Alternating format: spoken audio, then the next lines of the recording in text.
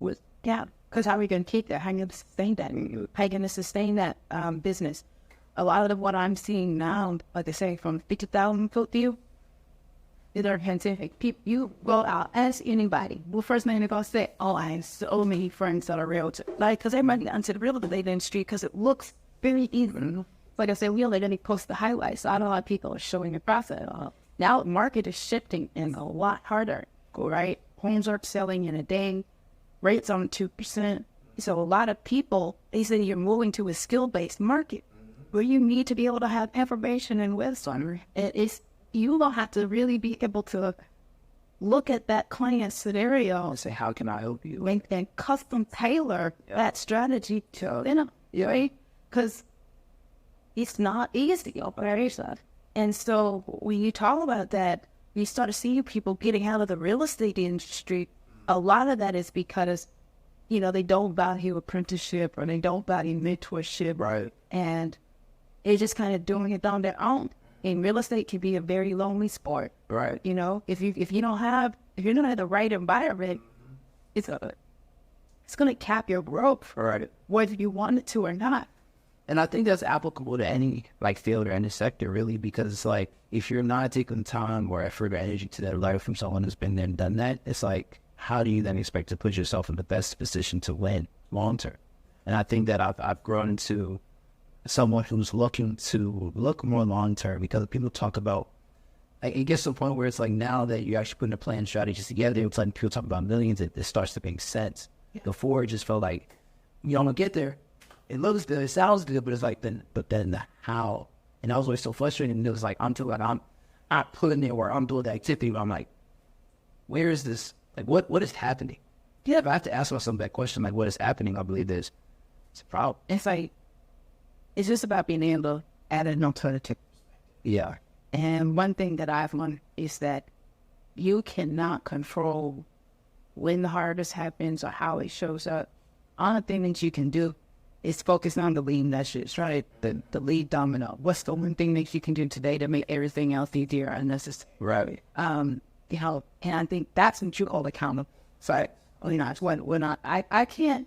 I take control if a buyer or a seller is actually going to make it to the closing table. So I just have to have more conversations. That's the thing. That's what I can't control. Right. What can I do today? How many people? I can talk to them about real estate. What happens after that? That's that thing. Yeah, and it's like, how many conversations can I have? How many people can I actually apply and give value to? How many lives can I look to change? Whatever the case is, it's like starting to actually track the data. Yeah, realistically, hey, I'm who are you talking to? That makes sense. When you say how can I add value, that is really what it's all about. When I talk to people, a lot of times they talk about how social media is so loud, it's noise, everybody's an authority, and I get it. This is just the way that we communicate now. Right. However, I truly believe people just want value, not folks, not taglines, not gimmicks, just the truth, just transparency, just honest. We ask every client, what are you looking for in an agent? None of them have ever said, I want you to dance for me. So interesting talk. So, none of them have ever said, I want you to riddle me with fear so much that I don't know what to do next. Right. All of them not namely say one of three things: honesty, transparency. We say, well, how do you want me to have conversations with you? That say, pick up the phone and give me a call. Mm-hmm. I think that's when you shift, like I say, from transaction to relationship. It's not about us doing business with you in a way that we want to do it. And but how do you need us to help you? It's like a love language for clients. Yeah. Yeah. Or I think another thing come out recently is that you have to be willing to walk your client through the process.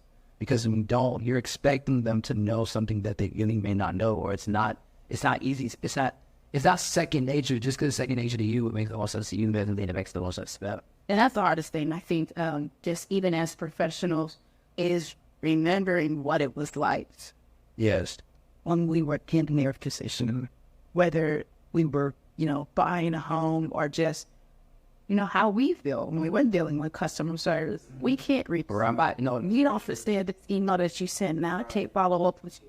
how nobody's returning my phone call, right? It's about being able to, it's not about us. It's not about me. It's not about you. Right. You know what I'm saying? I may not love to talk on the phone, but if you only got to talk on the phone, then I need to talk on the phone. Yeah. You know what I'm saying? Yeah. As simple as it is. And customer service aspect. And it's like, I saw this quote the other day. It was like, when you get into business, you realize that it's like, yeah, you may not no longer be working for an employer, but you have a new boss now, and that's your customer. So if you don't service the customer, you can make no money. Absolutely. Right? So it's like, yeah, 40 new bosses. And then I was doing it, and then how much volume can you handle it, or how many can you actually lead the way? I think that's something that I've definitely learned when being in such a service-based business. You're kind of like, how much, how much clarity can I give you so that you do make a decision? Yeah. Because if you don't make a decision now, and one of us is going to be happy by the end of this. And that's where the detachment and outcome comes in, because right, like, we can't make anyone do. Of course not. No, I'm saying. I'm giving you my honest perspective as somebody that studies this every day. So I'm not going off of theory. I'm not going off of how I feel. Sound bites. I'm saying, look, I just had a meeting with the chief economist, and this is what they're saying is going to do it. So when I educate you, when I give you information, it's so that way you can make an informed decision. At the end of the day, I've already been detached from the house, right? I can't control that. And if I try to, someone's going to say, you made me buy this. Right. I didn't want to. You made me make this investment. It's like, no. Right from me, Argentina. I ain't making you nothing. You know what I'm saying? So that's why I say it's important to be able to be transparent and be honest. Sometimes I tell people, you don't need to sell your house right now. Sometimes I tell people, you don't need to buy right now. That goes back to that consultation. That goes back to that plan. That goes back to like, I understand what you want to do, but let's really look at this. Yeah, but right now that's what you need to do. Right. Yeah. Let's surround you with a team, right? Let's surround you with a village to where, this is about you. And then based on that, we make right decisions and help you make a right decision.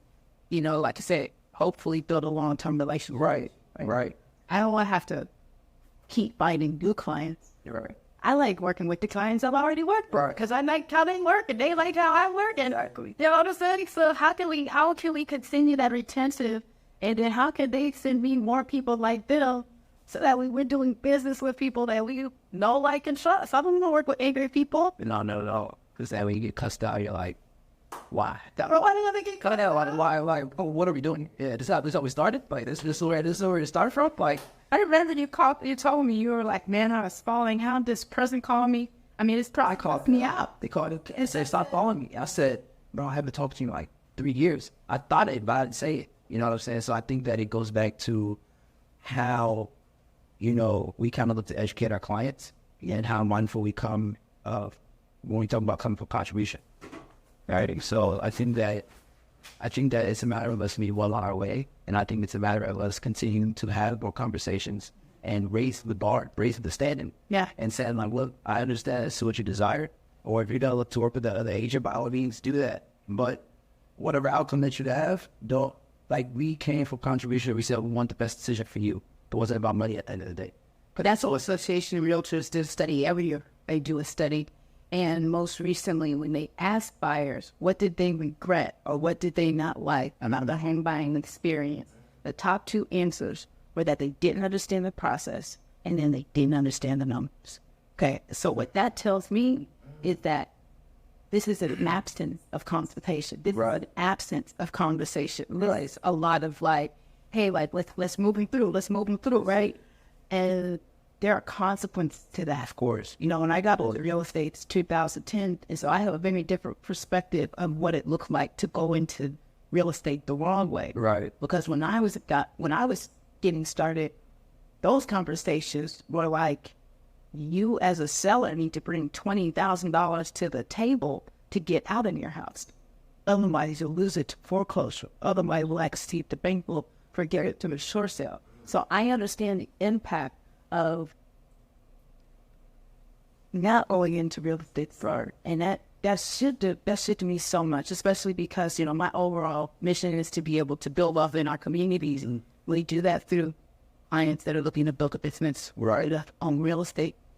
And so for me, it was like, I can't just have you close and then have you call me in 3 months because you're gonna lease the house. That's not a win. Right. No, not at all. Because now you may be happy for those 72 hours, and then it gets to the point of like, this is how much I'm going to be paying every single month. Yeah, cool. Yeah. Well, you start looking around at the imaginary cameras like, we did this. Yeah, the thing like you ever go to like I don't know what, I went to this restaurant, right? It's hard to be fancy, first or whatever. I go to the restaurant, I'm thinking, oh, that's cool.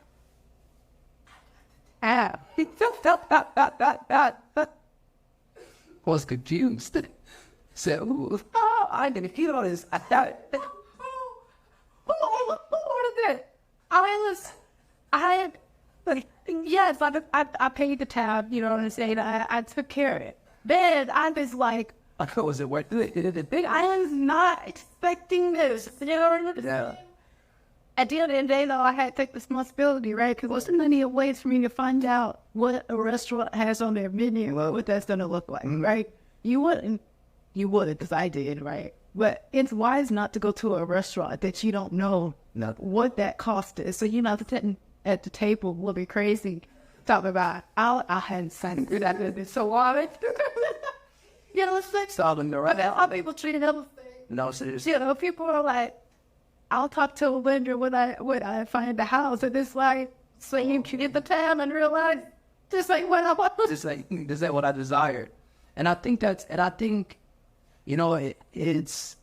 think that's why transparency is so important. Because I'd rather say, hey, when is it that you're able to afford monthly, than to say, hey, like, let's do it. This is what the paper says. Let's get it. Don't worry about the numbers as irrelevant. It should close. Come on. Oh, yeah. Let's do it. And then you're like, no, like, because I think what happens is, people I know that as humans, or at least I feel as if as humans, we're always ready to move based off of our own self-interest, right? So I think that it can be easy to be selfish, or it's easier to be selfish than it is to be like, let me come from contribution. Yeah. Because you're worried about today, or you're worried about your pockets today, and it's like, well, or if I do it on goodwill, let it compound and be, oh, then like it's good forever. Because I have a reputation, that's my name on the lawn every single day. Absolutely. It just goes back to building a community. And I believe that when you lead with kindness, and lead with care, when you lead with compassion, we lead with empathy, when you lead with really want to make sure that you're solid and that you're set. Oh, for sure. You have to trust that God's going to reward that. You know what I'm saying? And not only is God going to reward that, he's going to sustain that. That's cool. Oh, you fast talk this person into doing this deal. You know what I'm saying? You want in that moment. Mm-hmm. You want in that moment thing. But you don't know how that's going to compound. Right. You don't know how being a bad actor is going to compound. Right. And to me, it's just not worth it. There's a lot of time. It's just not worth it. I'd rather just trust and just say, you know what? I'm going to continue to build a relationship. I'm going to continue to connect people. Right. I'm going to continue to say, hey, have you met such and such? This is what they do. Meet my big friend. Right. Because it's beyond me. Right off. I was listening to Pastor Keon once, and it's like a Thanksgiving sermon that he did. He was like, God blesses you through other people. And when he realizes that you can be a good steward of his blessing, then he uses you as a distribution center. Wow.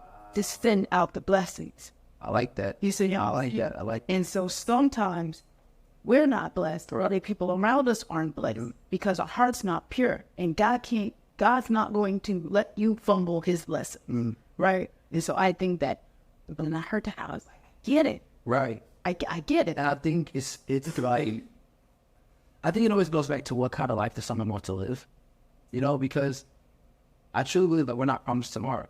So if I understand that I'm not promised tomorrow, what is it that I'm then willing to do today so that I can live the life that I desire so hard? Absolutely. And know that I earned.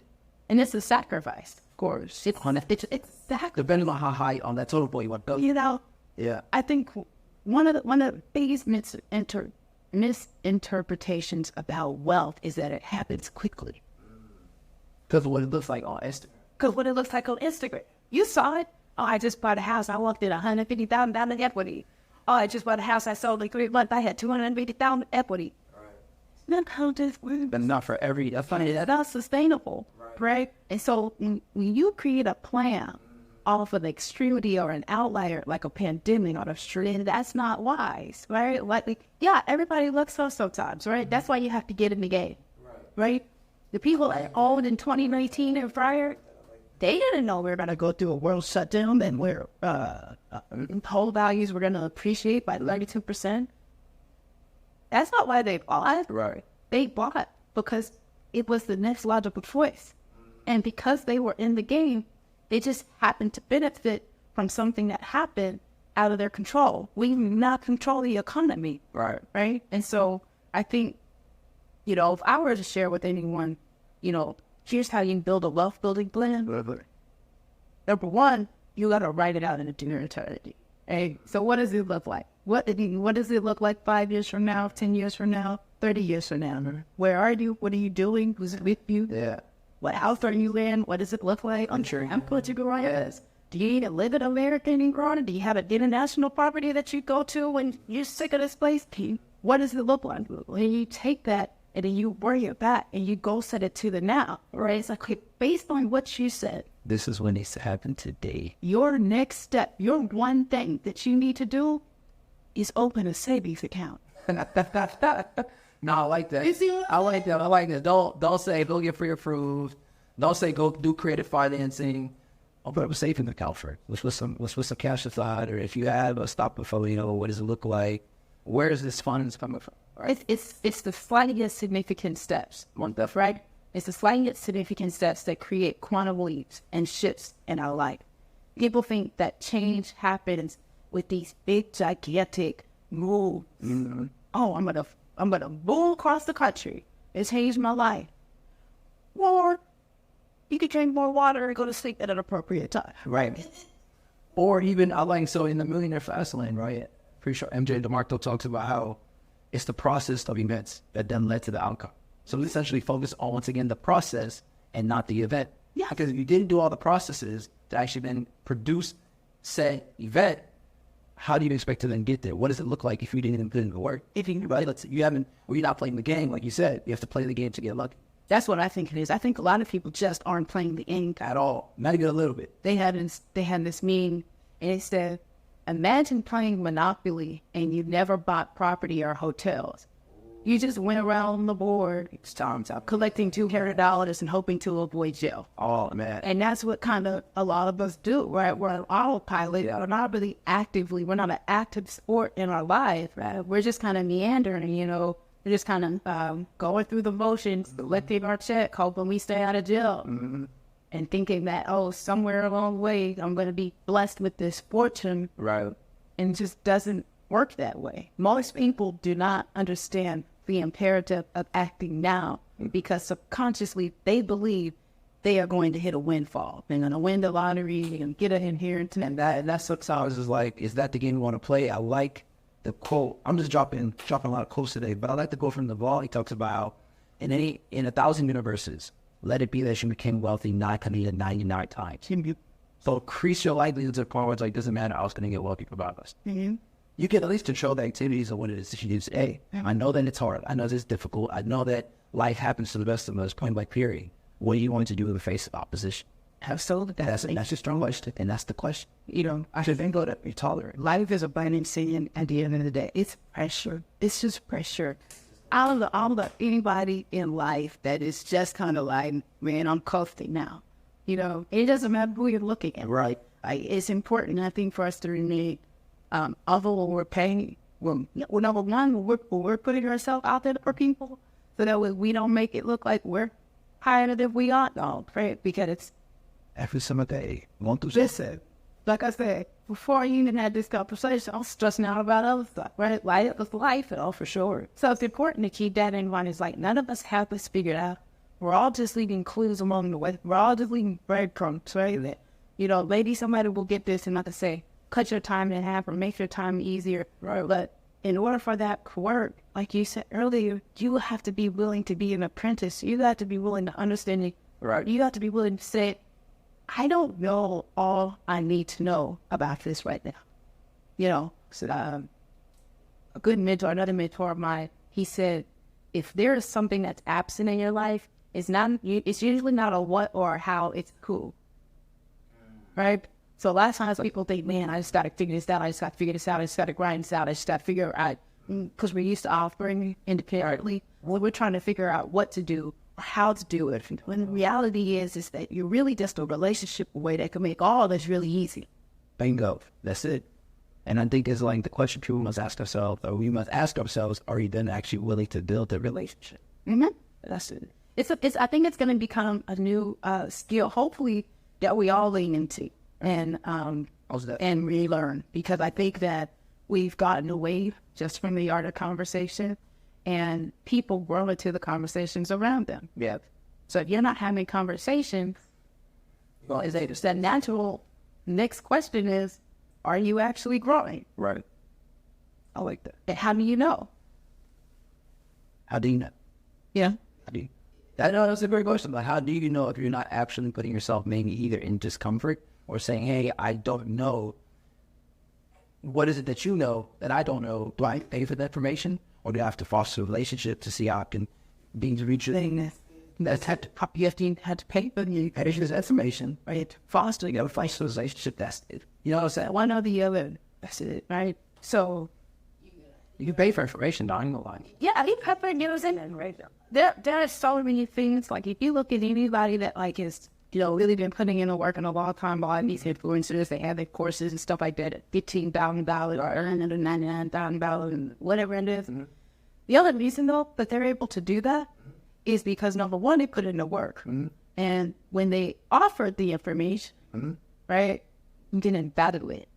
Mm-hmm. So sometimes some people only respect what they paid for. And the thing is too, I like the quote by the law that kind of says, well, if you get to a certain point in like your wealth building, do you really then need to charge other people to show them how to become wealthy if you're already wealthy?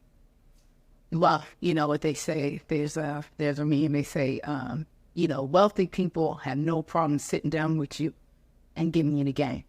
But that joker with $45 in it, says, what up? He ain't got the kids for the kingdom. Why? I mean, she just not about trade starter, so I'm just such a mad thing. But I don't have phone in my phone. My hands to mention company, so you can cut something handy. Are we also going to get the audio? And are we also going to get the audio? My audio, 1, 2, 3, is yeah. So I'm recording audio from here, and I'm recording audio here. So it's two separate pieces of audio. So you tap that building. The shorts is 60 thing. Think around that. But also the audio of it is like the whole of the conversation. That's a bed. Ready.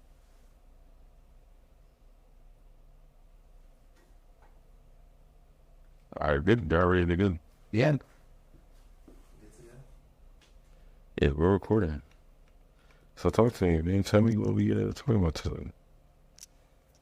So, a little bit of what we're looking to talk about is kind of, it's segmented into kind of like different formats as far as like how think that, especially now, people are looking for that. No one wants to feel like they're a final or transaction, or that, hey, I'm just here to, you know, get my closing photo. You did right. I think anytime that you can maintain a relationship with the client outside of the transaction, number one, it's just builds a better community. Right. From my rodeo, being able to know that our clients can see us as a resource, that's something important. It's because, you know, I don't want you to just call me when it's time for you to buy hour. I want you to call me because you got a leak in the house. I want you to call me because, you know, there's a flood and you need a contractor. I want you to call me because, you know, in this day and age when you don't know who to trust, I want you to trust us and know that we're going to connect you with people. Right. And I think that's also the beautiful kind of like formula, how you kind of said, like, be a sense of that connector to know that, hey, like, I know that you and I are in business and I helped you with one of the largest transactions in your life. However, I'm here for you after the process. So if you ever have any questions, comments, or concerns, please feel free to reach out to. And I think that's so important because I know, like, sometimes that seems like just the the closing to a conversation. You're like, no, if you have any questions, just give me a call. Right. We mean it. Yeah. If you have a question, Like reach out. give me a call. Reach out. You don't have to go on Facebook. You don't have to go on Nextdoor. You know, I had a good friend share with me, you know, she purchased a home and she, you know, she's been remodeling it. Right. She's been going to Nextdoor to, hey, do you know somebody do this? You know somebody do that? She talked about how vulnerable it is. Actually, being a woman and kind of putting yourself out there like you need help, right? Because you don't know who's out there. So I think that when we're able to maintain relationships with our clients, we also serve as a vetting and a filter from unsavory characters, bad actors, okay? Because the people that we're in a relationship, they also know that we're going to hold them accountable. More people that we work with do a high standard and a great job because we continuously pour back into them. Right. So they may play with other people, but generally they're not going to play with our people. No, and I like that. I like that because it's like people, like when you ask someone, hey, what are the kind of like the 3 characteristics of what you look for and say your next real estate agent, you're kind of like trust is always one of the first things that you hear, but it's also kind of like effective communication. You also hear like, hey, like be honest with me with whatever you have going on, or, you know, if we have to have those hard conversations, what does it actually look like? Yeah. You know, be honest with me. I don't like, you don't lie to me, or like, don't keep it away from me and then have to find out later because now I'm going to be actually angry. That was one of the biggest lessons I would say in real estate. I remember I was working with a client and appraisal came in low. And I was trying to fix it behind the scenes. I was calling the lender, what you need to show that I did appraisal. I did not want to give her bad ideas, right? Because I just don't like having those kind of conversations. I did everything I could to try to save it. And then at the end of the day, it still didn't shake, right? Then had to bring the information to her. And she was like, I wish you would have just told me earlier so that way we could have just made a plan. And what I learned is that clients aren't expecting you to have all the answers. They're just hoping that you put them in the right place or in the right direction so that way they know what to do next. What I learned there is that people just want you to tell them the truth. And sometimes the truth isn't what you want to hear, but it's what you need to hear. And I like that too, because something I actually learned in the military was kind of like, that was kind of, the reality was, it was, I may not have the answer right now, but give me to the end of the day, and I'll get it to you. And I think that I'd rather be honest and say, hey, like, I'm working on it, or like, I'm going to reach out to this person, but I'm telling you what I'm doing, so at least you know, like, there's some action behind it. I'm not just saying, I don't know, and I'm just leaving you feeling worried or scared. A mentor once told me, he said, a professional knows what they know what they don't know, and they know the difference between the two. And so many people, I think, pretend like they know what they don't know instead of just saying, that's a great question. Let me get back to you. Right. Or have the conversation and at least be like, hey, as we need more context, I'm kind of developing financially.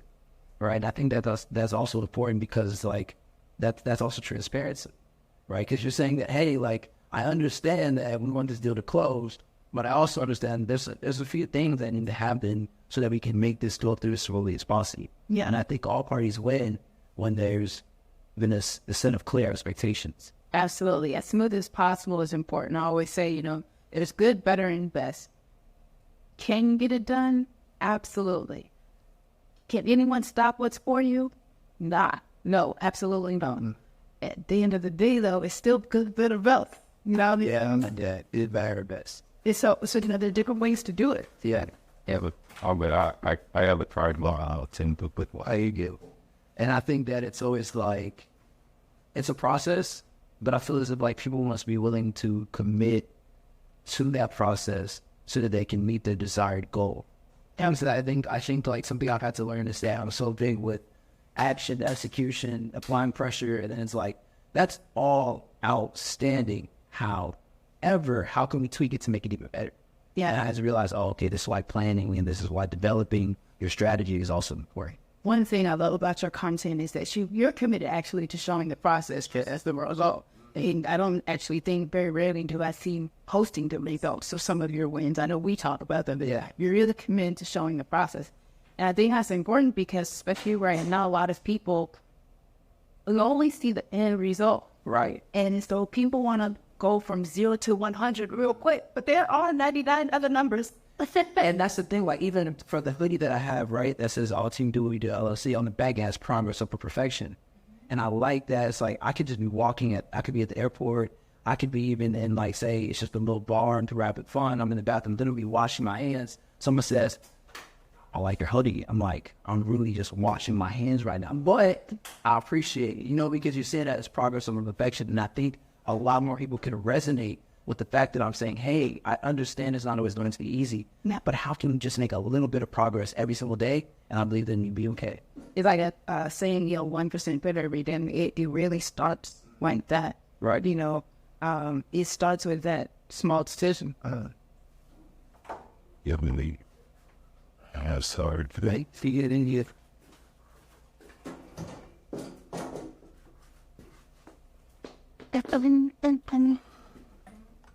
Did I get it? Did I get it? Someone delete. Still there? I got that. I did. Good, better, best. Bro, this old so I was at a restaurant, and this older guy, he came up to me randomly and was like, good, better, best. The good becomes your better, better becomes your best. You like never let it rest. Hey, be doing your best. Can't act enough. Casting enough. I like that. Oh, man. I like that. We'll be dropping jazz. They just be going about their day. Actually, I think, no, it's not recording yet. Is it? It's still recording? Yeah. So the cameras never stopped recording. It was just about to die. Oh. And I didn't want it to die or die. Wow. Oh. Hey, matter again. I think that. I thought back towards your saying, though, when you were talking about small decisions, I used to talk about a lot, like the compound effect, right? And that it's kind of like what I do on a daily basis doesn't add up and multiplies. I feel as if that's like, I get it. It's hard sometimes, and you're kind of just going through the everyday motion. You're like, bro, this sucks. But I think that it gets to a point where it's like you're building up a certain level of tolerance. Yeah. So that as you let it compound, as you let it build, you then can really make it say, you know what, I earned that. Again, there was no handouts. And there was not any type of handout. It was every single day committing to the process, and that is why. How did you become what you became? Because the work was put in daily. Absolutely. A lot of times, the difference between you and I, I'm in real estate for 12 years, been in real estate probably just under 2, and it would be foolish for me to expect you to be where I'm at, and I got 10 years on you. And I'm saying, yet what I love about our partnership is that I'm able to cut your time in half. I'm saying? I share with you how I was listening to Jesse, I saying he has a song about that. He said, my only job is to cut yours in half. And so, when you see somebody, earlier today I was on a call, they're talking about mentors, right?